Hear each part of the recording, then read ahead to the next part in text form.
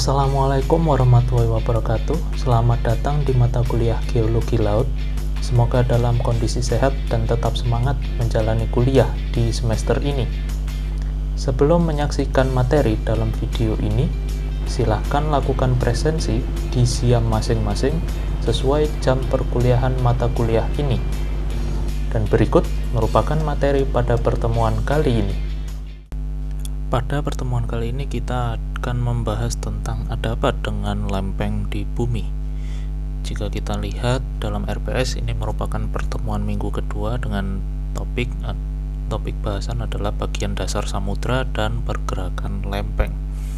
Adapun capaian pembelajaran yang akan kita raih di pertemuan kedua ini yaitu menjelaskan tentang bentukan dasar laut atau ocean floor, proses pembentukan evolusi samudra dan benua dan akibatnya, serta termasuk di dalamnya adalah kajian tentang continental drift theory, continental margin, deep ocean basin, mid ocean ridge, the ring of fire, Guyot and Simon, reef volcano, hotspot volcano. Jadi seperti kita ketahui, teori pembentukan benua dan samudra dikemukakan oleh Pak Alfred Wegener, yaitu seorang geologis dan meteorologis tahun 1880 hingga 1930. Beliau mempublikasikan dalam buku The Origin of Continent and Ocean, di mana di dalam buku tersebut menjelaskan tentang teori continental drift atau pergerakan lempeng. Jadi dalam buku tersebut dijelaskan bahwa Earth's surface is divided into rigid plate of continental and oceanic lithosphere that through time move relative to each other and which is increase or decrease in area. Jadi dijelaskan teori tersebut adalah di bumi kita ini atau di bumi ini terbagi menjadi beberapa lempeng kontinental atau lempeng benua dan lempeng samudra atau oceanic yang dari tahun ke tahun atau dari waktu ke waktu bergerak, baik itu mendekat ataupun menjauh. Dalam teorinya Pak Wegener itu dibuktikan dari geologi dan paleontologi atau fosil-fosil yang ditemukan oleh beliau. Jadi hipotesisnya yang dikemukakan oleh Pak Wegener, jadi the continent are section of a past supercontinent called Pangai. Jadi Pak Wegener itu memprediksi atau melakukan hipotesis bahwa kontinental yang ada sekarang atau benua-benua yang ada sekarang dulunya adalah satu kontinen atau satu benua besar yang disebut dengan nama Pangai, di mana ini bergerak menjauh dan akan menjadi seperti sekarang, benua-benua yang ada sekarang. Jadi kalau Pangai dalam bahasa Yunani adalah artinya all the land, jadi semua adalah daratan, seperti itu. Jadi kalau menurut Pak Wegener, di jutaan tahun atau bahkan ratusan jutaan tahun yang lalu, Pangai ini adalah bentuknya adalah seperti ini. Jadi satu benua besar seperti itu sebelum hingga akhirnya menjadi benua-benua yang ada sekarang ini. Jadi dibagi menjadi beberapa tahapan. Jadi ada namanya Late Permian sekitar 255 juta tahun yang lalu, bentuknya seperti ini. Atau ada namanya pulau besar namanya Gondwana, dan juga dibagi sudah mulai berpisah atau bergerak pulau-pulau atau benua-benua yang kita lihat di Late Permian ini. Kemudian di Early Triassic di 237 juta tahun yang lalu, nah itu mulai bergerak lagi, ada namanya zona subduction atau subduction zone. Jadi di area-area tersebut diduga merupakan area yang melakukan pergerakan, area yang melakukan pergeseran lempeng, seperti itu. Kemudian ada namanya Late Cretaceous sekitar 94 juta tahun yang lalu. Nah, sudah mulai banyak sekali perubahan, baik itu di benua pangainya dan juga di samudranya. Jadi samudranya mulai terbentuk samudra bernama North Atlantic, South Atlantic, Pacific Ocean, dan yang lainnya, dimana dulunya awalnya adalah Tethys Ocean, jadi satu samudra saja seperti itu. Dan Pak Wagner juga memprediksi bisa saja ke depan atau sekitar 250 juta tahun yang akan datang, dengan pergerakannya lempeng-lempeng tersebut, maka bisa saja ke depan akan kembali lagi menjadi pangai, satu benua besar seperti itu, dimana karena lempeng samudra dan lempeng benua itu bergerak terus menerus, menurut Pak Wagner bisa saja kembali ke bentuk awalnya seperti itu. Nah, jadi perjalanan teori pergerakan lempeng itu ternyata tidak hanya berasal dari Pak Wagner. Sebelum Pak Wagner di tahun 1912 itu, jadi di tahun 1620 itu ada Pak Francis Bacon, jadi memberikan komentar terhadap conformable instance along the map Atlantic coastline. Seperti itu. Kemudian di tahun 1885, nah, teori tentang atau nama Gondwana itu berasal dari Pak Edward Seuss.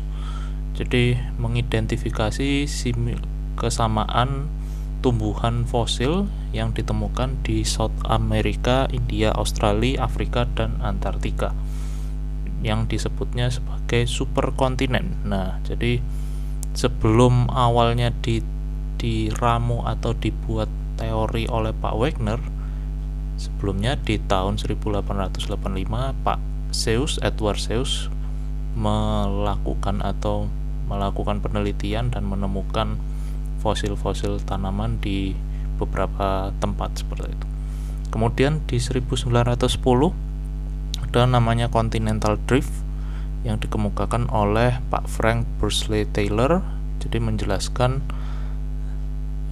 geological continuity of the Northwest Europe coastline. Nah, jadi hanya di Eropa, bagian Northwest Eropa, jadi Pak Frank Bursley Taylor itu masih menjelaskan bagian kecilnya, dan kemudian Pak Wagner di tahun 1912 itu mengemukakan tentang teori continental drift. Setelah Pak Wagner melakukan menjelaskan tentang teori continental drift, timbullah kontroversial di tahun 1920 hingga 1960, hingga kemudian di 1961 Pak Robert Dies, Bruce Hazen, and Harry Hayes. Nah, jadi ada mengemukakan sebuah ide atau temuan baru yang dinamakan Mid-Ocean Ridge. Nah, sebelum akhirnya dijelaskan oleh Pak Wilson di tahun 1968 tentang bagaimana teori terbentuknya itu, atau yang kita kenal sebagai Wilson Cycle seperti itu.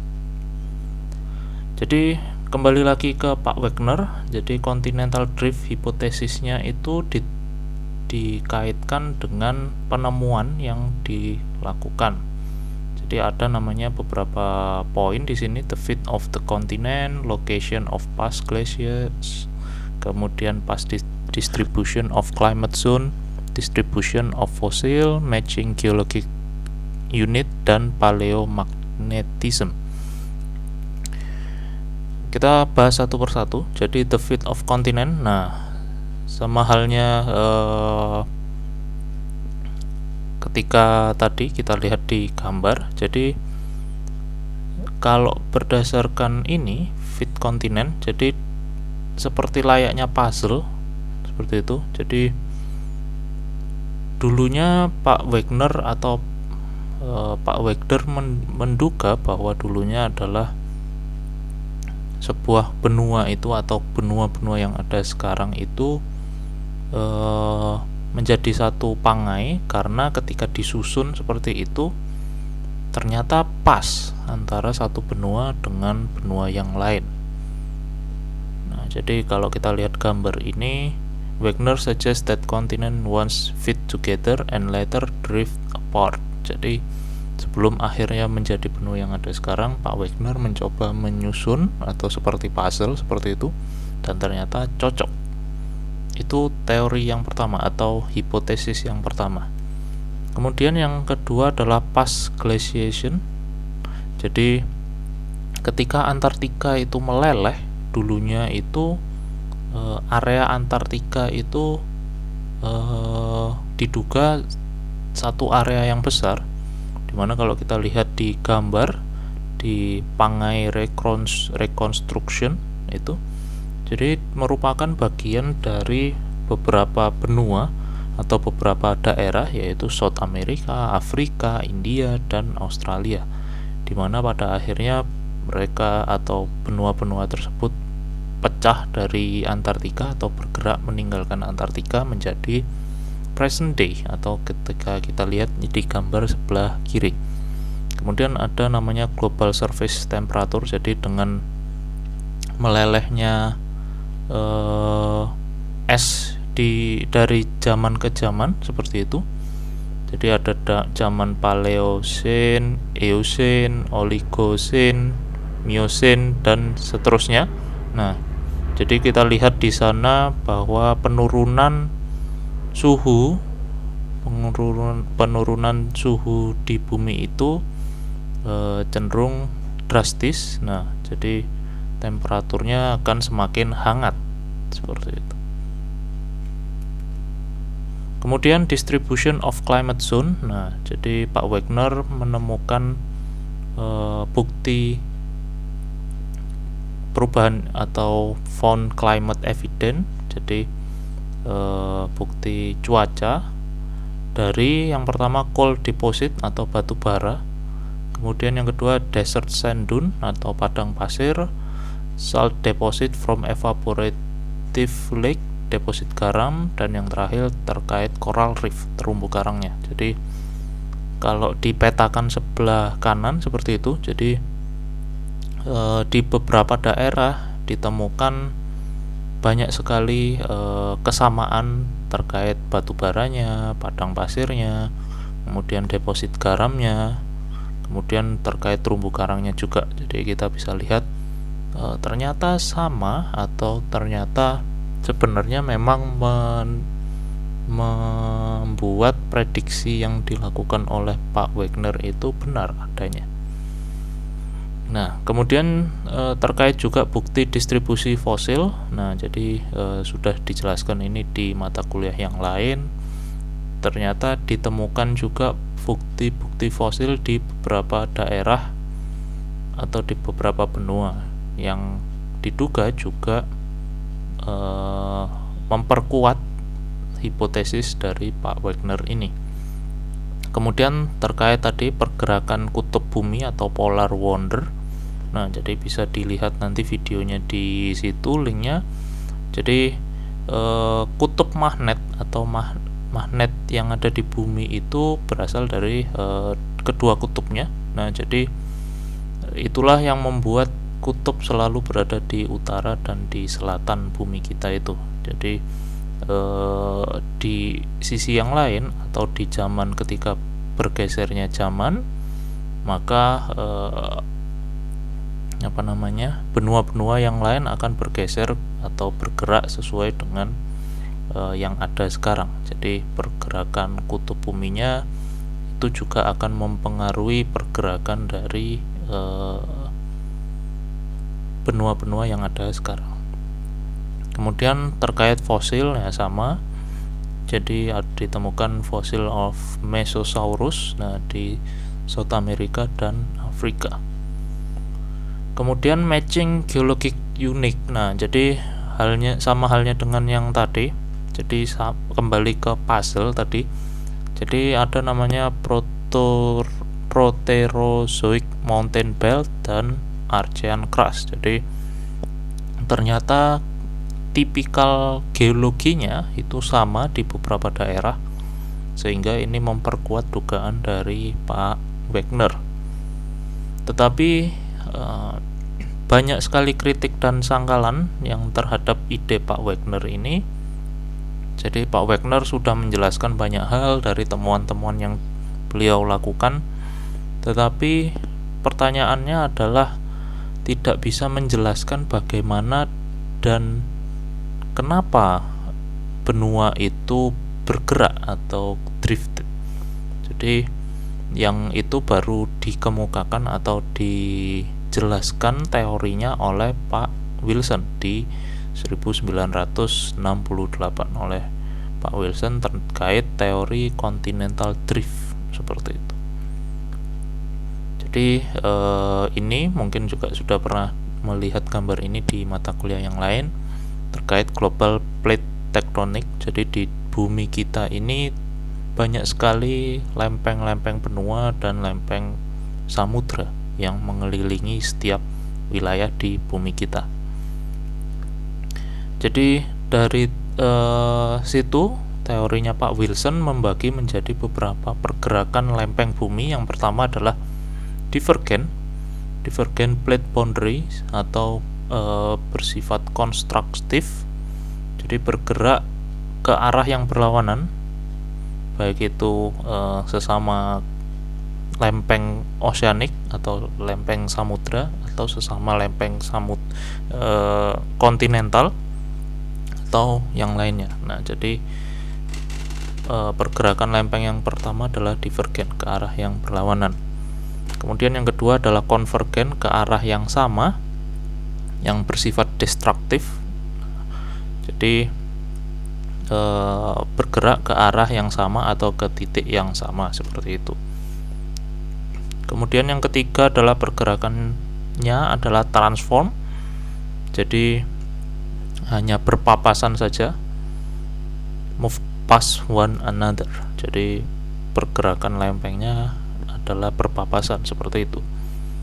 Nah, jadi ada batas lempeng bumi ini, ada zona divergen, zona transversal, dan juga ada zona konvergen menurut ESDM di subdit badan geologinya.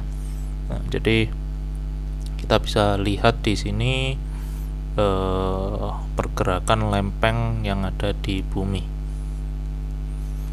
Apa penyebab lempeng bumi tersebut bergerak? Nah, jadi kalau kita lihat dari gambar yang tadi, lempeng itu bisa bergerak divergen, konvergen, dan transform. Tetapi apa penyebab lempeng bumi tersebut bergerak? Adanya convection force atau tekanan gaya konveksi dari inti bumi. Nah, jadi kita bisa lihat model A dan model B atau gambar A dan gambar B, dimana kalau di gambar A thermal convection cell are restricted to the asthenosphere. Jadi di gambar A ini convection force-nya atau thermal convection-nya, panasnya itu masih berada di atau terisolasi di inti bumi atau di lapisan asthenosfer sebelum inti bumi. Dimana kalau yang di model B atau gambar B, thermal convection cell involved to the entire mantle. Jadi mulai bergerak ke seluruh bagian lapisan di atasnya, sehingga timbullah pergerakan itu. Pergerakan lempeng samudra dan lempeng benua seperti itu. Jadi pergerakan lempeng bumi ini, seafloor spreading demonstrate that the seafloor move apart at the oceanic ridge and new oceanic crust is added to the edge. Nah, jadi pergerakan lempeng itu berasal dari convection force tadi, di mana itu akan membelah atau bergerak, membuat area-area baru, termasuk juga seafloor-nya. Nah, jadi kita bisa baca di sini, axis of the oceanic ridge is offset by transform fault which produce lateral displacement. Jadi